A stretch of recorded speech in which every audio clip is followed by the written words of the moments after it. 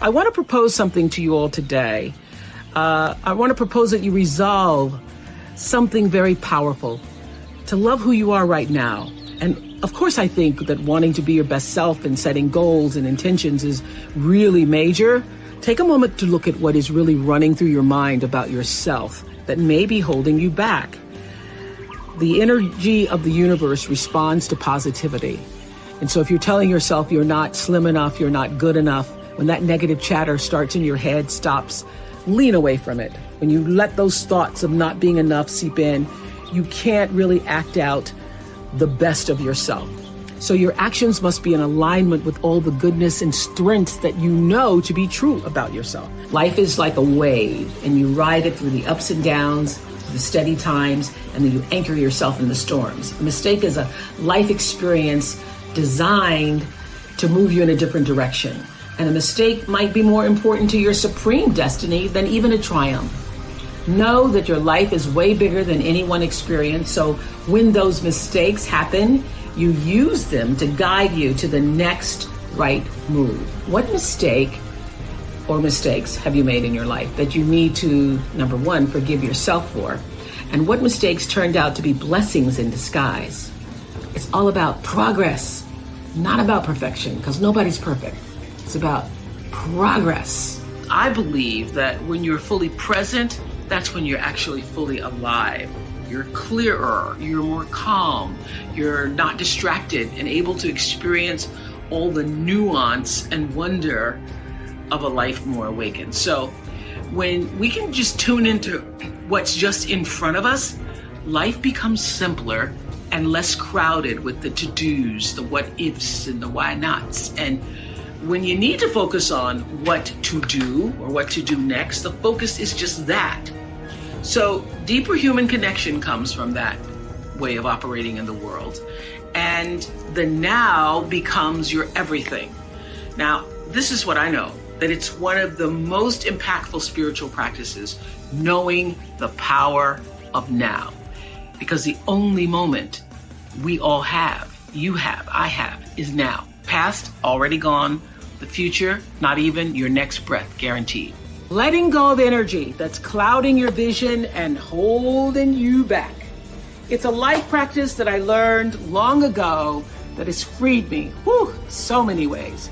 It's a fact that holding grudges against somebody who's done you wrong, or revisiting hurtful situations in your head over and over, only weighs you down and prevents you from being who you're meant to be right now, because you're still energetically holding on to the past. The energy that you put into constantly rewinding to the resentment. Why did they do that? Why did they say that to me? I didn't deserve to be treated that way. All of that only keeps you stuck. It will never change what happened. You gotta press stop and reject the urge to keep replaying so that you can then fast forward into the now for yourself. You know, a lot of people think that holding on to things that disempowered them is going to somehow magically turn it around.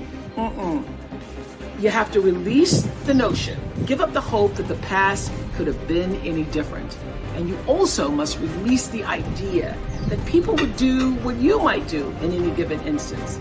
This is a big one. I had to learn and relearn before I actually got it. Expecting people to do what you would do in a situation only leads to your disappointment, not theirs. They're going on with their life. So let people be who they are, and either you accept it or you don't. Not doing that keeps you stuck in a circumstance that actually costs you time, costs you energy. And I can guarantee that oftentimes the person on the other side of the bitterness you're holding on to, they're not even thinking about you. In fact, they probably have just moved on. They certainly aren't obsessing the way you are. Think of it like letting go of any bad habit that just doesn't serve your well-being. Not an easy task.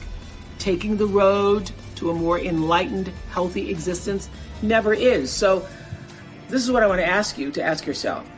Why am I holding on to this? How is this serving me? And really think about the answer. Maybe it makes you feel validated. Maybe it makes you feel righteous. Or maybe taking on the pain is your way of recognizing the injustice so that even though it won't be made right, it can at least not be forgotten. It's very difficult for me to even see myself as successful because I still see myself as in the process of becoming successful. To me, successful is getting to the point where you are absolutely comfortable with yourself. And it does not matter how many things you have acquired. The ability to learn to say no and not to feel guilty about it, to me, is about the greatest success I have achieved. It's the same thing that prevents you from being abused as a child, that prevents you from being abused as an adult, that allows you to build success for yourself. I will not be treated this way. I demand only the best for myself. You are worthy to say no. That it's okay if you say no. It's okay if you say no and then people don't like you. That's really okay. The important thing is how you feel about what you're doing, how you feel about yourself. It's a long struggle, though. It's a long struggle. And I'm just hoping that, in the work that I do on the show and the speaking that I do around the country, and that young people who are watching this can get the lesson sooner than I did. Because it's painful, because you keep repeating it over and over and over until you get it right. And what I found is that every time you have to repeat the lesson, it gets worse.